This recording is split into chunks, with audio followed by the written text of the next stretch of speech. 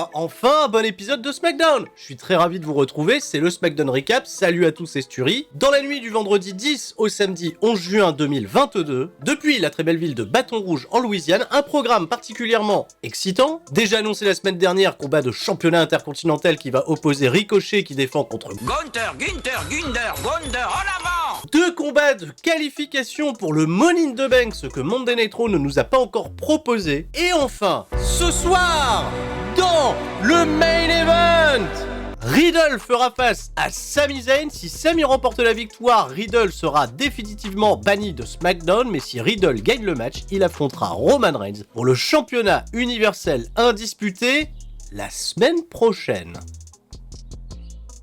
Ah bon? Money in the Bank, c'est la semaine prochaine? Pas du tout! Parce qu'attention, grosse rumeur du côté des Dirt Sheets qui s'est révélée au courant de la semaine, Roman Reigns pourrait à nouveau ne pas prendre part à un premium live event. Money in the Bank étant quasiment sold out puisqu'on a changé l'arène prévue pour le show, on est passé d'un stade de 70 000 personnes à une arène de 17-18 000 personnes. La présence en effet du plus gros draw de WWE n'est peut-être pas requise, ce qui crée bien évidemment en nous une espèce de frustration puisque depuis que Roman Reigns a remporté ce championnat universel unifié, il ne l'a toujours pas défendu. On sait que contractuellement, Roman Reigns a signé un nouvel engagement avec WWE réduisant drastiquement ses dates en house show. Mais bon, voilà, nous, ça fait plusieurs semaines déjà qu'on le voit même plus en weekly. S'il est pas là en premium live event, qu'est-ce qu'on fait? Il est là la semaine prochaine? Eh bah oui! Puisque spoiler alerte, je vous annonce déjà que Riddle va battre Sami Zayn et que, attention, prenez garde, la semaine prochaine, Riddle contre Roman Reigns pour le championnat universel unifié. En weekly, eh bah oui, en weekly. Et l'absence de Roman Reigns de Money in the Bank pourrait, en effet, mettre tout le focus sur les deux combats prévus pour la mallette, même si, attention, WWE pourrait également revoir ses plans et donner un title shot à quelqu'un qui a laissé sous-entendre ses ambitions futures, à savoir Bobby Lashley contre Roman Reigns. Je pense que c'est peut-être le bon moment pour le faire. On débute le show avec un premier combat qualificatif pour le Money in the Bank. Drew McIntyre va faire face à Sheamus. C'est assez intéressant de voir que Drew McIntyre est impliqué dans la course à la mallette, alors qu'il a déjà challengé Roman Reigns pour le show Clash at the Castle, comme quoi le suspense reste pas très fort. Alors McIntyre, il est dans la gorilla position, il récupère son épée et ben v'là Butch. Il fait un gros face-off avec McIntyre. McIntyre, il s'en fout de Butch, il le balance sur Sheamus et puis il part faire son combat. Mais déjà, Butch, il est intenable et même pendant l'entrée de Sheamus, t'as plus l'impression que c'est lui qui va combattre McIntyre. Non, il va rester sagement aux abords du ring. On est parti pour 11 minutes 50 d'action qui ont été une véritable bagarre entre les deux hommes, ce qui nous rappelle justement ces gros affrontements qu'ils nous avaient livrés pendant l'ère Thunderdome. Pas de Ridge Holland, fils de François, pendant tout le long de l'épisode et pas non plus de New Day pour accompagner Drew McIntyre. C'est déjà la fin du Drew Day, ça je suis un peu triste. Comme je disais, une grosse bagarre qui a bien entraîné le public où Drew McIntyre a reçu un soutien très populaire. Notre kebabier préféré va réussir à porter son Claymore Kick sur Butch.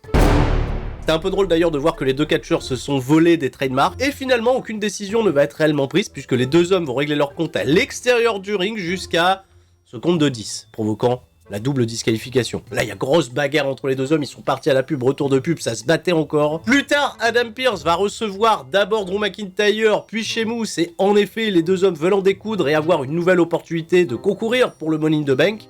La pression sur les épaules du General Manager, mais pour le moment, c'est le statu quo, on en reste là, prolonger le programme pour l'amener à un point culminant, le programme d'attente. Suite à ce premier combat très divertissant, on va avoir un long clip concernant Monday Night Raw et plus particulièrement Cody Rhodes, sauvagement attaqué après son incroyable performance de Hell in a Cell, mais au lendemain, Seth Rollins lui a porté un coup de sledgehammer dans la nuque, s'est attaqué à lui, et les commentateurs nous annoncent que Cody Rhodes sera absent jusqu'à 9 mois. 9 mois. Alors attention, 9 mois c'est une estimation, il n'y a pas de raison qu'il ne revienne pas un peu plus tôt, mais non, il reviendra pas pour Money in the Bank pour autant. En effet, c'est très frustrant de le savoir blessé à un tel pic, justement, de sa popularité en tant que babyface, mais voilà, face à cette frustration, on est obligé de se faire une raison. On s'y était préparé, Cody Rhodes, bon rétablissement, tu vas nous manquer, et puis, bah oui, puis c'est embêtant, parce que depuis que t'es arrivé, j'ai toujours pas pu faire le running gag avec, mon Amérique,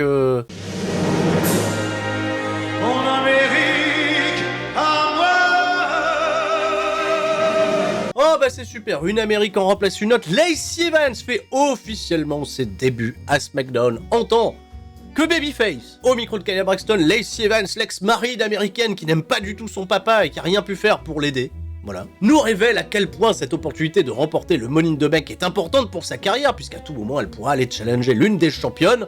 Et c'est vrai que la Ligue des Championnes sont deux grosses babyface acclamées par le public, Ronda Rousey et Bianca Belair. On imagine très bien un face contre face totalement incroyable. Bon, bien sûr, rien que d'ici là, tout peut changer. Mais Lacey Evans, déjà, elle enfile les bottes de la favorite. Mais ça va pas être du tout cuit pour Lacey Evans, puisqu'elle affronte quelqu'un qui a immensément de momentum du côté de SmackDown, c'est nul autre que Xia Li, le protecteur, enfin elle catch. Ouais, ils se sont inquiétés de la longue période d'inactivité de Lacey Evans avant de revenir dans le ring à la WWE. Mais Xia Li, à part la performance de la semaine dernière, où on l'a vu peut-être dans le ring à tout casser une minute, bah la meuf elle est sur le banc de touche depuis le début de l'année. Donc qu'est-ce qu'on fait? Eh ben on donne un long match compétitif, pas du tout, 2 minutes 30, victoire de Lacey Evans avec la droite de la femme, les droits de la femme, oh oui on aime bien cette bonne blague. Lacey Evans a cela dit reçu un très bon soutien populaire de la part du public, mon Amérique à moi, on est parti on the road to the Money in the Bank. D'ailleurs petite précision, sur le graphique de Money in the Bank, on peut constater qu'il y aura probablement 7 participantes. Ça vous donne peut-être des indices sur qui pourrait y être. Hein, faites vos prédictions. Ronda Rousey fait son entrée au ring, on le sait, elle a désormais une nouvelle challengeuse à son championnat, c'est nul autre que Tati Nati. Eh ouais, Tati Nati qui a gagné le Six Women Pack de la semaine dernière. Alors Ronda Rousey, elle se sent prête pour la bagarre, peut-être un peu moins prête pour se maquiller. Oui, c'est un jugement gratuit, moi je l'assume. Et elle est interrompue par quelqu'un qui réclame une opportunité au titre depuis bien longtemps, c'est nul autre que Shotzi. Et Shotzi, elle fait vas-y. T'es qui comme championne? Vas-y, moi je te prends. Ronda Rousey, vu qu'elle est sanguine, elle fait vas-y, d'accord, on est parti, on va faire un match entre les deux, mais d'où Shotzi Blackheart, elle obtient cette opportunité sans qu'une seule fois les commentateurs, ni même les catcheuses pendant la promo, n'évoquent le fait que c'était il y a pas si longtemps que ça. Shotzi, elle a perdu dans un I Quit match contre Ronda Rousey le 29 avril, c'est il y a même pas 40 jours, en 1 minute 41. 1 minute 41. Et elle se réclame légitime. Le match il a été tellement court qu'en fait oui tout le monde l'a oublié. Et ben cette fois-ci ça va pas durer 1 minute 41, on a eu 7 minutes 20 d'action très correcte. Où Shotzi a en effet réussi à poser pas mal de problèmes à Ronda Rousey avec notamment certains high kicks qui étaient particulièrement jolis, où Ronda Rousey a fait preuve d'un selling pas toujours présent, mais qui servait également son personnage de badass. Finalement, une chouette opposition, une victoire convaincante pour Ronda Rousey à la fin, bien évidemment. Aucune intervention de Shenanigans, pas de Aliyah à l'horizon. Mais après la victoire de Ronda Rousey, évidemment, Tati Nati va se pointer et va attaquer Ronda Rousey dans son dos pour lui porter le sharpshooter. Et attention, Natalya, elle est présentée par les commentateurs comme une submission spécialiste. Ouais, spécialiste en soumission. Tellement spécialiste qu'elle a buté Ronda Rousey. On a même eu le droit derrière à un segment protocole médical avec Michelle Non, c'était Kayla Braxton. Eh ben attention les amis, apparemment le sharpshooter de Natalya était tellement puissant que Ronda Rousey, on sait même pas si elle va être remise pour le 2 juillet. 3 semaines. 3 semaines.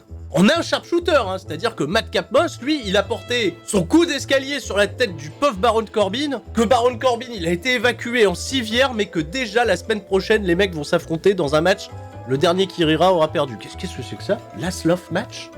D'accord. Qui rira bien, rira le plus loin. Bref, immense annonce, vu qu'il n'y a plus la blague à faire avec Lacey Evans, vu que ça y est, enfin elle a débarqué, qui va arriver selon vous? Il y a quelqu'un qui arrive, quelqu'un qui va faire ses débuts à SmackDown. C'est même pas une personne, c'est une équipe. Voilà, les Viking Raiders. Ils vont bientôt débarquer du côté de SmackDown. Viking Raiders. Ils étaient là? Ils étaient partis? Non, ils étaient juste plus pertinents, on en avait pas rien à foutre, ils vont revenir. Megan Morant en interview avec le babyface le plus hot du moment, vu qu'il n'y a plus Cody, et ben c'est Riddle. Je veux dire, Riddle, il va peut-être avoir un petit mot déjà pour Shinsuke Nakamura, son partenaire avec qui il semblait être en symbiose totale, mais ça transparaissait pas à l'écran. Et ben bah les couilles, il en a rien à foutre, il en parlera jamais. Il parle de Randy, il parle de son désir de venger Randy Orton de la Bloodline, mais rien à foutre de Shinsuke Nakamura. Donc ce soir, Sami Zayn, tu vas prendre cher, et Roman Reigns prépare le championnat universel indisputé parce que je viens te le chercher. Pour Randy.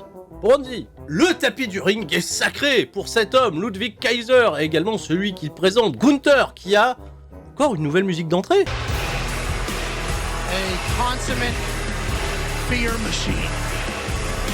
Attends, on venait de s'habituer à la dernière qui était super cool, et là, vous avez déjà changé. Ah ouais. Combat de championnat intercontinental contre Ricochet, là il y a le Tale of the Tape, ils nous ont même précisé les pointures des deux catcheurs. Ah ouais, puis grosse mise en avant du panard de Gunther, le panard reste fort. C'est-à-dire que 2 tailles de chaussures de Ricochet, ça fait 3 tailles de chaussures pour Walter. C'est quand même pas banal. À moins que Ricochet fasse du 38. Enfin bref, 8 minutes 35 avec une première partie où Gunther a l'avantage. Évidemment, comment Ricochet va revenir dans la partie? On est parti à la pub, retour de pub, ça y est, il a sorti tous ses trademarks, c'était même un gros showcase pour Ricochet. Très mise en avant par Pat McAfee qui dit si vous aviez un catcheur à créer dans WWE 2K22, et vous aimeriez créer Ricochet.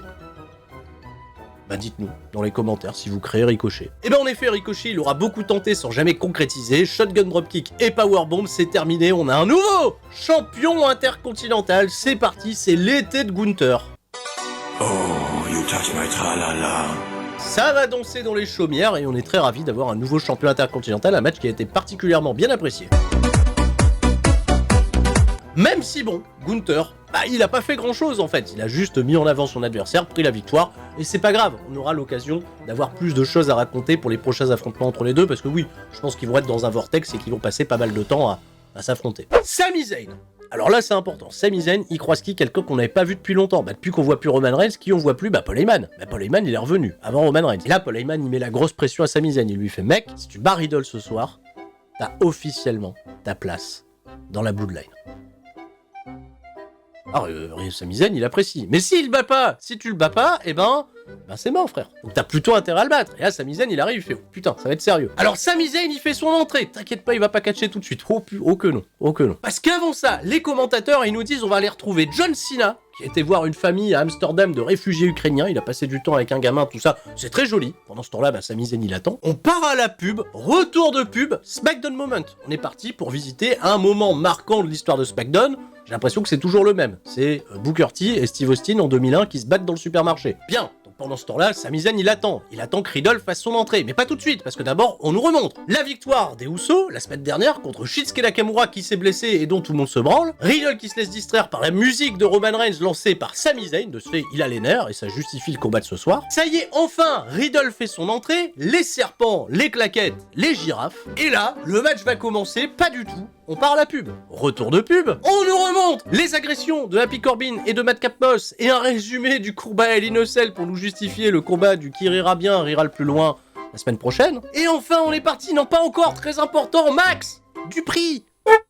Il fera également ses débuts la semaine prochaine avec son agence, alors apparemment ça va être Mace et Mansour, hein, ça va... Oh là là. On peut lancer le match, mais non, parce qu'il y a Paul Heyman qui a la table des commentateurs pour superviser tout ça Et enfin, on peut y aller, Sami Zayn, ça fait très précisément avec les pubs aux États-Unis 18 minutes qu'il attend dans le ring. Bon après ça, on a eu 18 minutes d'attente, est-ce qu'on va avoir 18 minutes de match? Bah pas loin, 13 minutes d'un excellent combat de catch. Non vraiment, Sami Zayn qui s'est tiré les doigts, Riddle qui a eu des comebacks totalement détonnants, un public conquis à sa cause à 100%, 1000%, un immense Paul Heyman à la tête des commentateurs qui a attiré en effet pas mal l'attention sur lui et notamment l'attention de ses caméras parce que toutes ses réactions étaient incroyables. On servit à tout le drama de l'action avec un Sami Zayn qui a en effet tenté de remporter la victoire par décompte à l'extérieur, qui a commencé à moquer Riddle en chopant les trademarks de Randy Orton, mais au moment de vouloir porter le RKO, il s'est pris un grand coup de genou dans la face. Malgré tout, il a réussi à faire un gros comeback, à amener peut-être son Helluva Kick pour finalement se manger un RKO out of nowhere. Victoire de Riddle qui obtient ainsi son title shot contre Roman Reigns la semaine prochaine, même pas en pay-per-view, bon. Attaque des Usos, il fallait s'en douter, les Usos ils sont venus attaquer Riddle pour pas qu'il puisse être en bonne capacité d'aller faire son combat la semaine prochaine contre Roman Reigns, et ben Riddle, il s'en est sorti à 2 contre 1. Il a sorti un kendo stick, il a ruiné tout le monde, il était over as F. Et limite WWE a réussi sur ce main event et sur son aftermatch à créer Riddle suffisamment over pour être crédible déjà pour aller affronter Roman Reigns, et limite on a presque envie de le voir devenir champion. Même si bon, hein, bah oui, bah non, il sera pas champion. Ça conclut ici, je tiens quand même à le signaler, un très bon épisode de SmackDown, très recommandé. Accrochez-vous, parce que la semaine prochaine, risque d'y avoir du lourd. Je vous le dis. Ah non, pas la WWE, pour moi. Motus et bouche cousue, accrochez-vous bien à vos culs, c'était Sturi, et tout le monde reste fort, passez un excellent week-end, ciao, bye bye.